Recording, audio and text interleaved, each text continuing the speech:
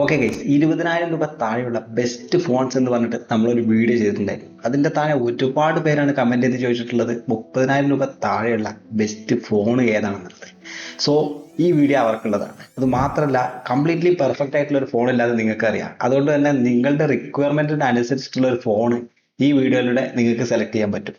So let start. First of all ഞാൻ പറയുന്നത് ഒരു ക്ലീൻ സോഫ്റ്റ്വെയറും ഒരു വെറൈറ്റി ആയിട്ടുള്ള ഡിസൈനും ഒക്കെ ആയിട്ട് വരുന്ന അത്യാവശ്യം കുഴപ്പമില്ലാത്ത ഒരു ക്യാമറ ഒക്കെ വെച്ച് വരുന്ന ഒരു ഫോണാണ് നിങ്ങൾ അന്വേഷിക്കുന്നെങ്കിൽ നിങ്ങൾക്ക് പറ്റുന്ന ഒരു ബെസ്റ്റ് ചോയ്സ് ആണ് നത്തിങ് ഫോൺ 3A Pro. ഇതിലുള്ള മറ്റ് സ്പെസിഫിക്കേഷൻ നോക്കുകയാണെങ്കിൽ സ്നാപ്ഡ്രാഗന്റെ 7S Gen 3 ആണ് യൂസ് ചെയ്തിട്ടുള്ള ചിപ്സെറ്റ്. കൂടാതെ 6.7 ഇഞ്ച് വരുന്ന 120Hz സപ്പോർട്ട് ചെയ്യുന്ന ഒരു AMOLED ഡിസ്പ്ലേ ആണ് കൊടുത്തിട്ടുള്ളത്. 50+50+8 മെഗാപിക്സലിന്റെ ഒരു ട്രിപ്പിൾ ക്യാമറ സെറ്റപ്പ് ആണ് ഈ ഫോണിന്റെ പുറകിലായിട്ട് കൊടുത്തിട്ടുള്ളത്. അത്യാവശ്യം നല്ല ഫോട്ടോസ് തന്നെയാണ് ഇത് തരുന്നത്. കൂടാതെ 50 മെഗാപിക്സലിന്റെ ഒരു സെൽഫി ക്യാമറയും ഈ ഫോണിൽ കൊടുത്തിട്ടുണ്ട്. കൂടാതെ LPDDR4Xന്റെ റാമോ ആണ്, UFS 2.0 ആണ് സ്റ്റോറേജും കൊടുത്തിട്ടുള്ളത്. 30,000 രൂപ പ്രൈസ് റേഞ്ചിൽ ഇത് കുറച്ചൊരു ഡൗൺ ഗ്രേഡ് ആയിട്ട് എനിക്ക് തോന്നിയിട്ടുണ്ട്. പിന്നെ 5000 mAh ബാറ്ററിയും 50 വാട്ടിന്റെ ഫാസ്റ്റ് ചാർജിങ് ഈ ഒരു ഫോണിന് കൊടുത്തിട്ടുണ്ട്. ഇതിന്റെ 8GB 128GB നിങ്ങൾക്ക് 30,000 താഴെ വാങ്ങാൻ പറ്റുന്നതാണ്. ഇനി നിങ്ങൾ ഗെയിമിംഗ് ആണ് നിങ്ങളുടെ മെയിൻ ഉദ്ദേശമെങ്കിൽ നിങ്ങൾക്ക് പവർഫുൾ ആയിട്ടുള്ള 2 ഫോണുകൾ ഞാൻ പറഞ്ഞുതരാം. അതിന്റെ ഫസ്റ്റ് വൺ iQന്റെ Neo 10.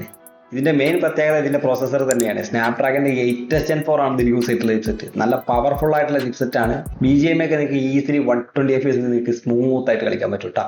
പിന്നെ COD, PES, ഫ്രീ ഫയർ എല്ലാം നിങ്ങൾക്ക് ഇതിൽ വളരെ സ്മൂത്ത് ആയിട്ട് തന്നെ വർക്ക് ചെയ്യുന്നതാണ്. പിന്നെ ഇതിന്റെ മറ്റ് സ്പെസിഫിക്കേഷൻസ് ഒക്കെ നോക്കുകയാണെങ്കിൽ 7000 mAh ബാറ്ററിയാണ് കൊടുത്തിട്ടുള്ളത്. 120 വാട്ടിന്റെ ഫാസ്റ്റ് ചാർജിങ്ങും ഈ ഒരു ഫോണിൽ കൊടുത്തിട്ടുണ്ട്. പിന്നെ 6.7 ഇഞ്ച് വരുന്ന 1.5K റെസൊല്യൂഷൻ വരുന്ന 144Hz സപ്പോർട്ട് ചെയ്യുന്ന ഒരു AMOLED ഡിസ്പ്ലേ ആണ് ഇതിൽ കൊടുത്തിട്ടുള്ളത്.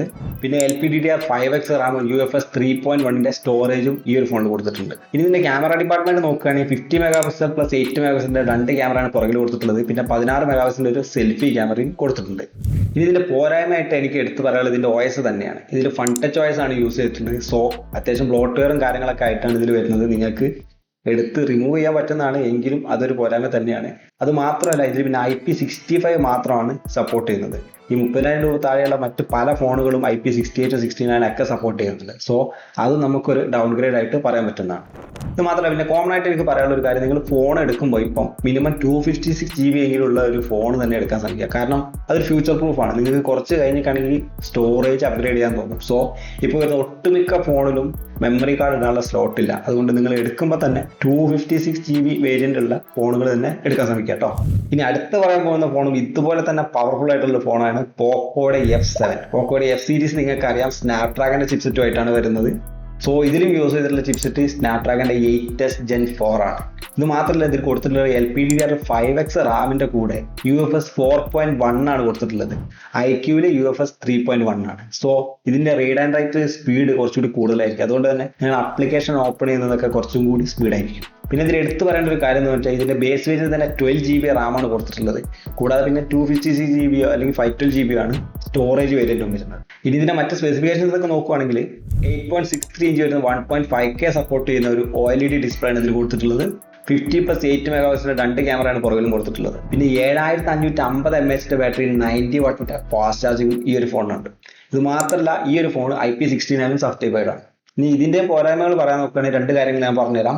ഇതും അത്യാവശ്യം ബ്ലോട്ട്വെയർ ഒക്കെ ആയിട്ടാണ് ഈ ഒരു ഫോണിന്റെ സോഫ്റ്റ്വെയറും വരുന്നത്. അത് മാത്രമല്ല, ഇതിന്റെ ക്യാമറ ഡിപ്പാർട്ട്മെന്റ് കുറച്ചും കൂടി ഇമ്പ്രൂവ് ചെയ്യാനുണ്ട്. സോ ഈ 2 കാര്യങ്ങൾ മനസ്സിൽ വെച്ചിട്ട് വേണം ഈ ഒരു ഫോൺ നിങ്ങൾ ചൂസ് ചെയ്യാൻ. ഇനി അടുത്തത്, ഈ ഒരു പ്രൈസ് റേഞ്ച് നമ്മളൊരു ബാലൻസ്ഡ് ആയിട്ടുള്ള ഫോൺ നോക്കുമ്പോൾ എപ്പോഴും നമുക്ക് കിട്ടാറുള്ളത് മോട്ടോറോളയുടെ ഫോൺ തന്നെയാണ്. സോ ഇപ്രാവശ്യം അത് തന്നെയാണ്, ഒരു ബാലൻസ്ഡ് ആയിട്ടുള്ള ഒരു ഓൾറൗണ്ട് ഫോണാണ് നിങ്ങൾ നോക്കുന്നതെങ്കിൽ മോട്ടോറോളയുടെ Edge 60 Pro നല്ലൊരു ഓപ്ഷനാണ്. ഇതിന് കാരണം എന്താണെന്ന് വെച്ചാൽ അത്യാവശ്യം നല്ല ക്യാമറ പെർഫോമൻസ് ആണ് ഈ ഫോണിൽ കിട്ടുന്നത്. അത് മാത്രമല്ല, ക്ലീൻ ആയിട്ടുള്ള സോഫ്റ്റ്വെയർ ആണ് കിട്ടുന്നത്. അതുകൂടാതെ പ്രോപ്പർ ആയിട്ടുള്ള IP സർട്ടിഫിക്കേഷൻ വരുന്നുണ്ട്. IP68, 69 എല്ലാം ഈ ഒരു ഫോൺ സപ്പോർട്ട് ചെയ്യുന്നുണ്ട്. ഇനി ഇതിന്റെ മറ്റ് സ്പെസിഫിക്കേഷൻസ് ഒക്കെ നോക്കുകയാണെങ്കിൽ 6.7 ഇഞ്ച് വരുന്ന 1.5K സപ്പോർട്ട് ചെയ്യുന്ന ഒരു ക്വാഡ് കർവ്ഡ് ആയിട്ടുള്ള ഒരു POLED ഡിസ്പ്ലേ ആണ് ഇതിൽ കൊടുത്തിട്ടുള്ളത്. കോണിംഗ് ഗോറില്ല ഗ്ലാസിന്റെ 7A ആണ് യൂസ് ചെയ്തിട്ടുള്ള പ്രൊട്ടക്ഷൻ. പിന്നെ 6000 mAh ബാറ്ററി 90 വാട്ടിന്റെ ഫാസ്റ്റ് ചാർജിങ്ങും 50 വാട്ടിന്റെ വയർലെസ് ചാർജിങ്ങും ഈ ഒരു ഫോണിൽ കിട്ടുന്നുണ്ട്. ഈ ഒരു പ്രൈസ് റേഞ്ചിൽ സാധാരണ നമ്മൾ കണ്ടുവരാത്തൊരു സംഭവമാണ് വയർലെസ് ചാർജിങ്. അതും ഈ ഒരു ഫോണിലുണ്ട്. പിന്നെ 50 മെഗാപിക്സലിന്റെ മെയിൻ ക്യാമറ, 50 മെഗാപിക്സലിന്റെ ഒരു അൾട്രാ വൈഡ് ആംഗിൾ ക്യാമറ, 10 മെഗാപിക്സലിന്റെ ഒരു ടെലിഫോട്ടോ ക്യാമറയും ഇതിൽ കൊടുത്തിട്ടുണ്ട്. ഇതിന് വരുന്ന ക്യാമറ ഔട്ട്പുട്ട് അടിപൊളിയാണ്. പിന്നെ ഇതിന്റെ പോരായ്മയായിട്ട് എടുത്ത് പറയാനുള്ളത് ഒരുപാട് വർഷത്തെ സോഫ്റ്റ്വെയർ അപ്ഡേറ്റ് അവർ പ്രോമിസ് ചെയ്യും, പക്ഷെ ഇതൊന്നും കറക്റ്റ് സമയത്ത് ഒന്നും കിട്ടാൻ പോകുന്നില്ല. അതാണ് ഇവരുടെ മെയിൻ പ്രശ്നം. അത് മാത്രമല്ല, ഇതൊരു ഗെയിമിംഗ് ഡിവൈസ് ആയിട്ട് നിങ്ങൾക്ക് കൺസിഡർ ചെയ്യാൻ പറ്റില്ല. അത്രയും വലിയൊരു പെർഫോമൻസ് ഈ ഒരു ഫോൺ തരില്ല. നിങ്ങളുടെ normal day to day task അത്യാവശ്യം ഫോട്ടോ എടുക്കാനും കാര്യങ്ങൾക്കൊക്കെ ആണെന്നുണ്ടെങ്കിൽ ഈ ഒരു ഫോൺ ധൈര്യമായിട്ട് നിങ്ങൾക്ക് ചൂസ് ചെയ്യാൻ പറ്റും. ഇതിന്റെ ബേസ് വേരിയന്റ് ആയിട്ടുള്ള 8GB 256GB വരുന്നത് നിങ്ങൾക്ക് 30,000 രൂപ താഴെ വാങ്ങാൻ പറ്റുന്നതാണ്.